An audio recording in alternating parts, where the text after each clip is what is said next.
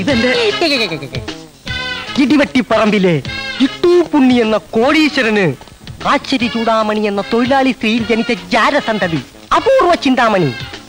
പുലർകാലത്ത് പാടവരമ്പത്തെ കറുകനാമ്പിൽ തിളങ്ങുന്ന ഹിമകണത്തിന്റെ നൈർമല്യവും റോസാപ്പൂ ഇതളിന്റെ സൗരഭ്യവും താമരമുത്തിന്റെ സൗന്ദര്യവും 3 in 1 ഒത്തുചേർന്ന എന്റെ അപൂർവ ചിന്താമണി.